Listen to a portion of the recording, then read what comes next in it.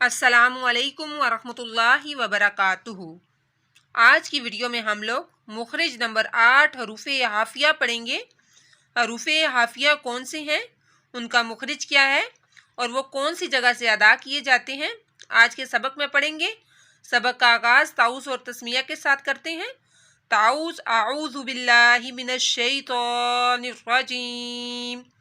तस्मिया बिस्मिल्लाहिर्रहमानिर्रहीम। मुखरिज नंबर 8 हरूफ़े हाफिया। हरूफ़े हाफिया कौन से हैं? हरूफ़े हाफिया दौद, ये एक ही हरूफ़ है। दौद कहाँ से अदा किया जाता है?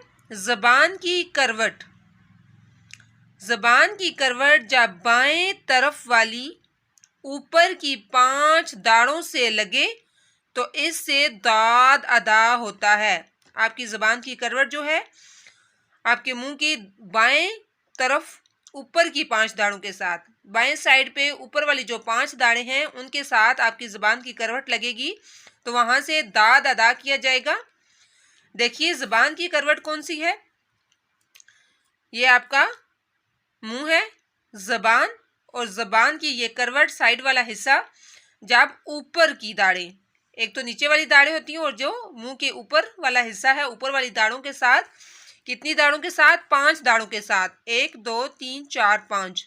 ज़बान की करवट ऊपर वाली 5 दाढ़ों के साथ लगेगी तो वहां से दाद अदा होगा। कैसे अदा करना है आप अदा करके चेक करें। ज़बान का किनारा, ये जो करवट है ऊपर वाली दाढ़ों के साथ लगाएं। दाद दाद। साइड से ज़बान आपकी नहीं टच होगी। ज़बान का किनारा बाएं साइड वाला जो हिस्सा है, दाएं साइड नहीं आपने लगानी, बाएं साइड वाला हिस्सा ज़बान का ऊपर वाली 5 दाढ़ों के साथ लगाना है। दाद दाद। तो वहां से आपने दाद को अदा करना है। जब भी आप लोग कुरान पाक पढ़ते हुए, कोई भी कायदा पारा या कुछ भी पढ़ते हुए वहां पे हरूफ़े दाद आ जाए, किसी अल्फाज के अंदर आ जाए, किसी भी लफ्ज़ के अंदर आ जाए, तो आपने इस बात का ख्याल रखना है कि हमेशा ज़बान की जो करवट है उसको बाएं साइड वाली दाढ़ों के साथ लगानी है, ऊपर वाली दाढ़ों के साथ।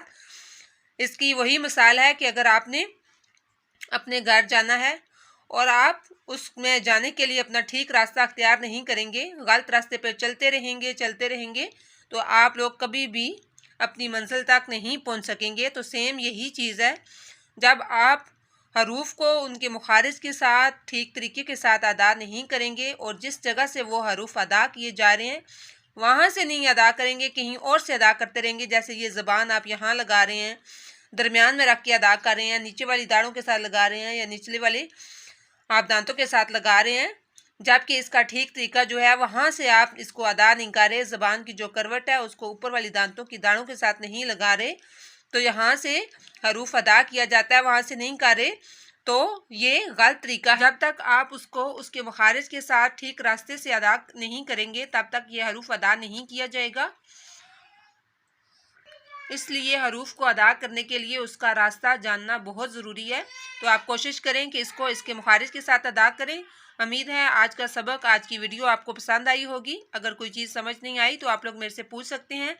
वीडियो को सदका जारिया समझकर ज़्यादा से ज़्यादा शेयर करें और लाइक करें और मेरे चैनल को सब्सक्राइब करना बिल्कुल मत भूलना।